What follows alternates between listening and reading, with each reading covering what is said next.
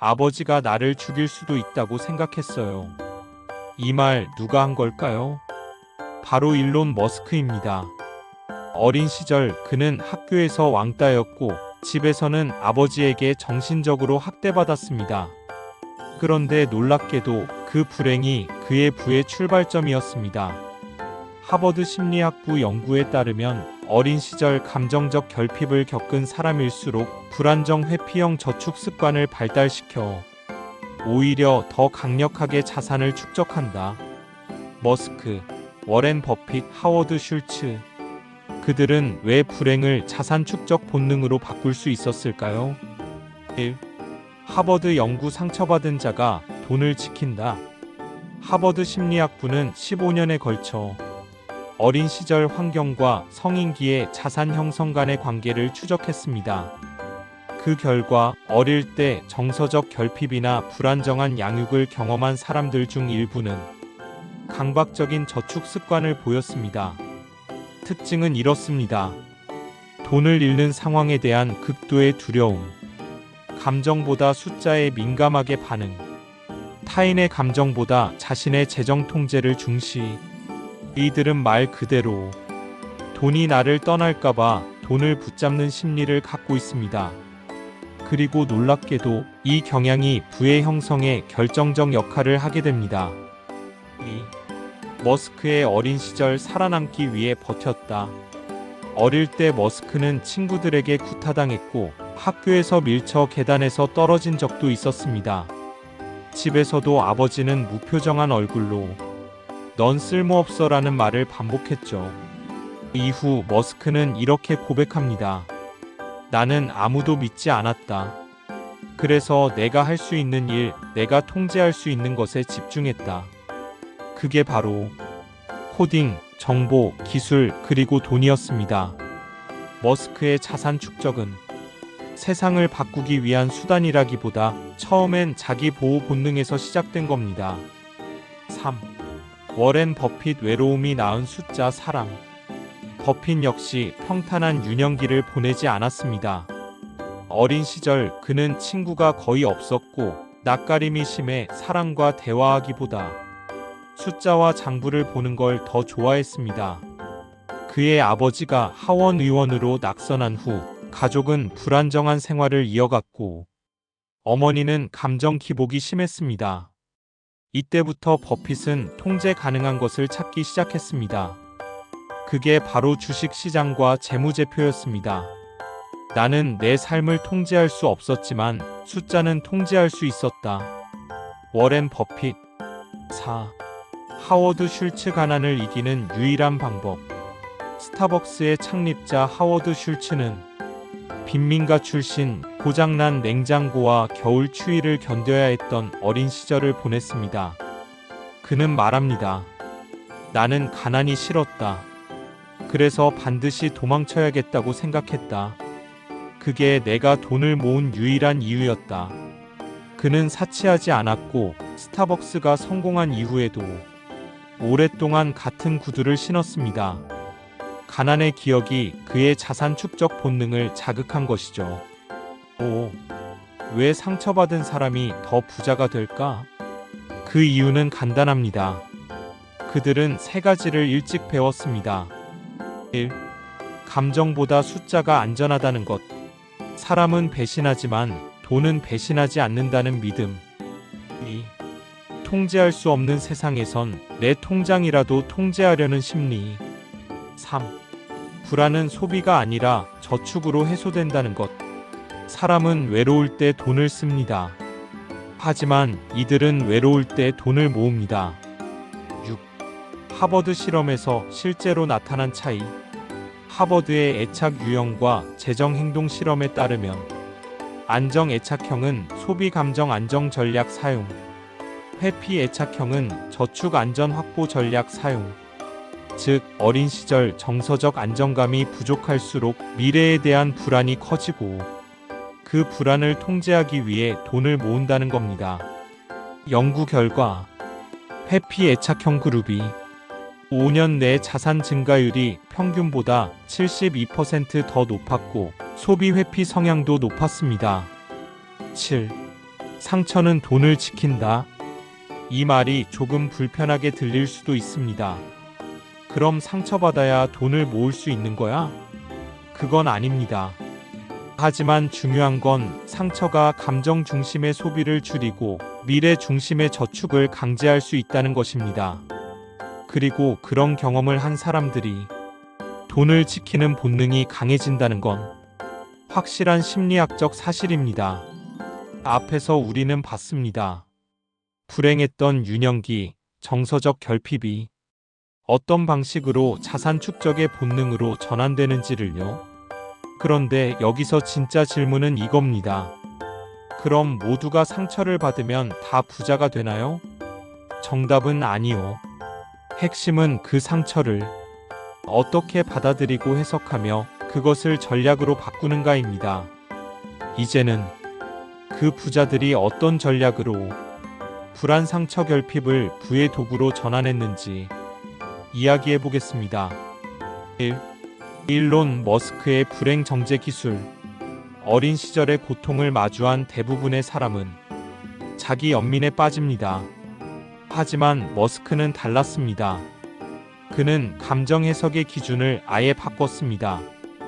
고통은 내게 정보를 준다. 감정은 무시하고 정보만 수집한다. 실제로 머스크는 테슬라 파산 위기 당시 동료에게 이런 말을 했습니다. 지금 감정을 말하는 시간 아니야. 뭘 해야 할지 말해줘. 그는 감정을 현실 판단의 기준으로 삼지 않았습니다. 고통은 판단의 방해물이 아니라 의사결정의 연료였습니다. 2. 워렌 버핏의 감정 거리두기 전략. 워렌 버핏은 감정에 휘둘리는 인간 심리를 이렇게 말합니다. 공포, 탐욕, 후회.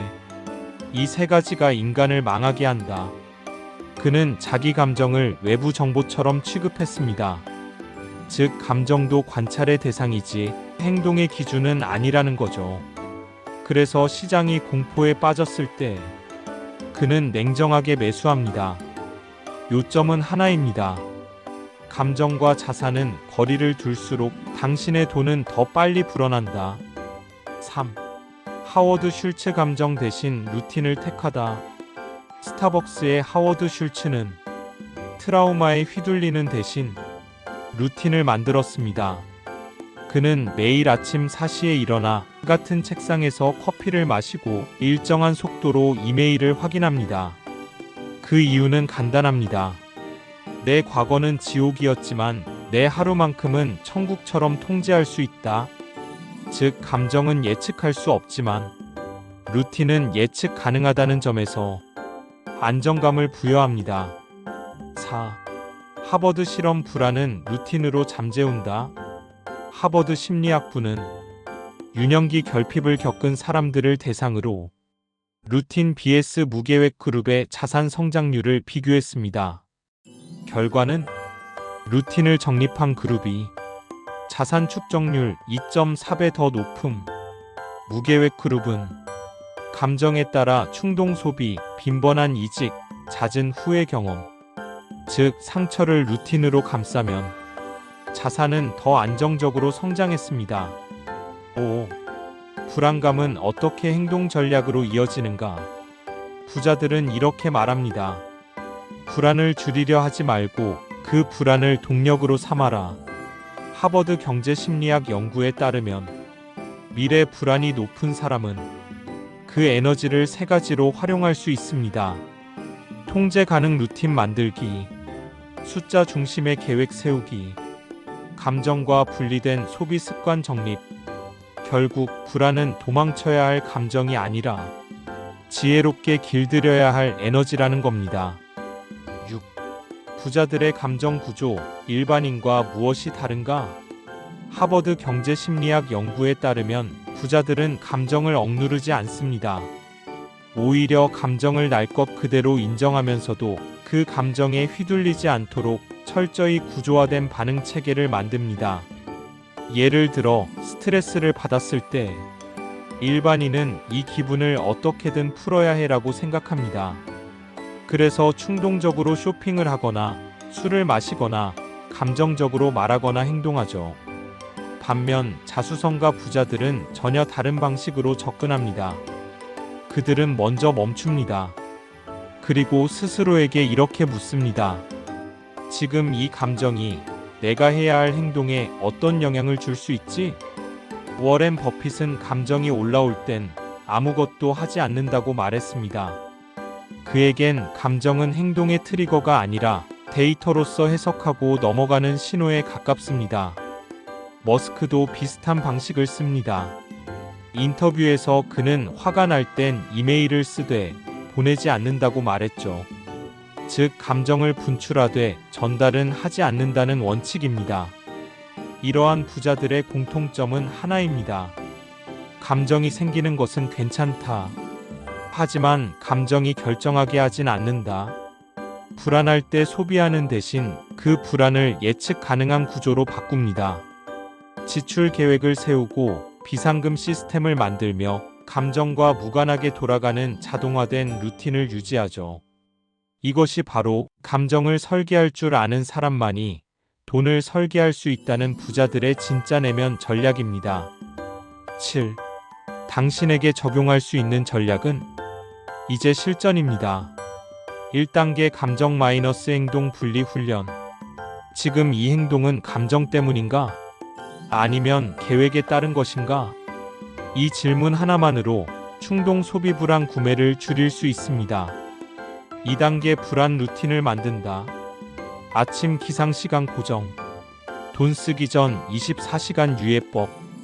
매주 금요일 자산 현황 리뷰. 감정이 요동쳐도 행동은 고정되어야 자산이 지켜집니다. 3단계 자기만의 숫자 지표를 만든다. 매달 저축률 기록. 재정 스트레스 점수 체크리스트. 월별 지출 항목 분석. 숫자는 감정을 객관화시켜줍니다. 불안에 휘둘리지 않고 행동의 기준이 됩니다. 8. 상처를 버리지 말고 전략화하라. 마지막으로 드릴 말씀이 있습니다. 당신의 어린 시절이 완벽하지 않았을지도 모릅니다. 어쩌면 지금도 불안하고 계속 무언가가 부족하다고 느낄 수도 있습니다. 그런데 그 불안이 당신의 돈을 지켜줄 겁니다. 그 상처가 당신의 자산을 성장시킬 겁니다. 왜냐하면 진짜 부자는 상처로부터 도망치지 않고 그걸 전략화한 사람이기 때문입니다. 마무리 요약. 어린 시절 불안은 감정 억제가 아닌 루틴으로 제어해야 한다. 불안은 피하는 감정이 아니라 자산을 지키는 도구로 전환할 수 있다. 감정 마이너스 행동 분리 루틴 설계, 숫자, 기반 관리가 핵심 전략. 머스크 버핏 슐츠는 모두 상처를 돈을 지키는 본능으로 바꿨다. 클로징 멘트. 지금까지 부자의 심리 구조를 이야기한 더 리치 랩이었습니다. 당신의 상처는 당신의 약점이 아닙니다. 그건 당신이 가장 잘 다룰 수 있는 자산입니다. 도움이 되셨다면 구독과 좋아요 잊지 마세요.